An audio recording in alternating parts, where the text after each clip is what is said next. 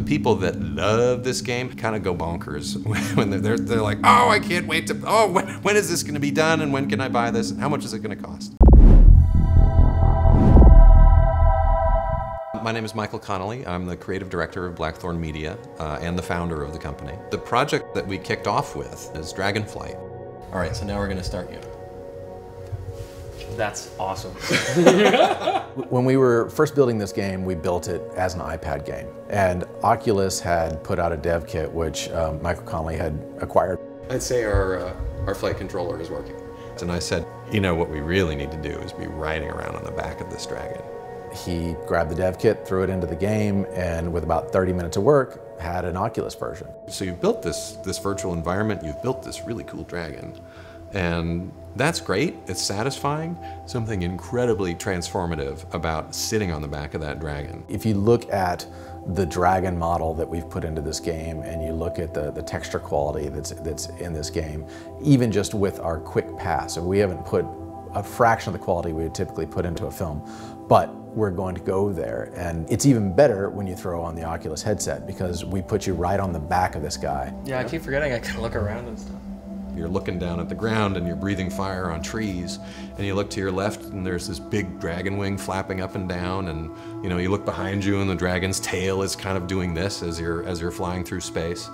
And there's other dragons that are out there in the world that are trying to get you. It's more fun than a lot of the demos that have otherwise been, you know, shown in VR, because it's just such high fidelity material, you know, and the motion is so dynamic and real.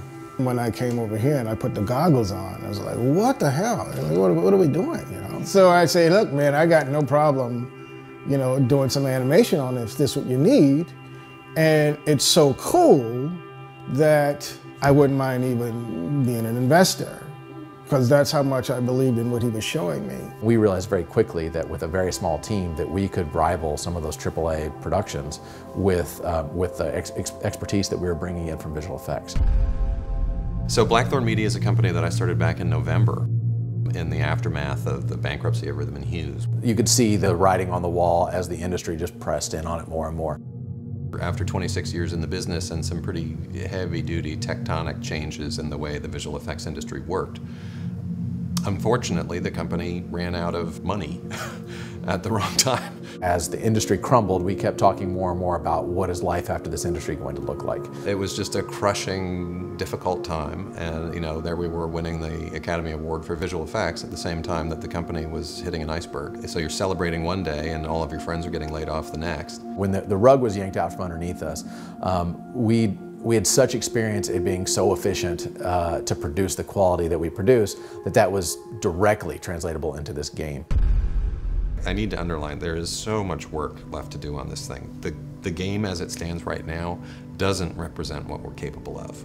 As we go forward and seeing the environments come together and see some of the concept art, I can't wait to fly through that stuff and get it built. I want to add a lot more dragon battles, you know, interaction with the dragons themselves, some combat.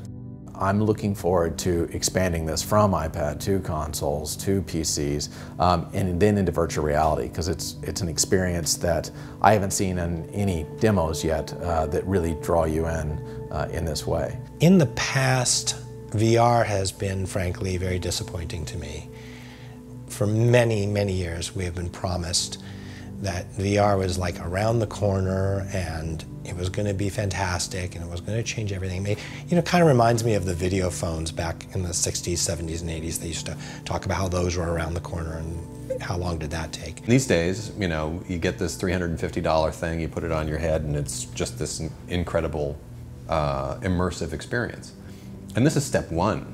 It's obvious if you look at the Facebook purchase of Oculus that this has a much broader impact than just gaming. When you see it and you put on the headset, it actually provides, in my opinion, the first time, a compelling reason to even bother with the whole VR experience.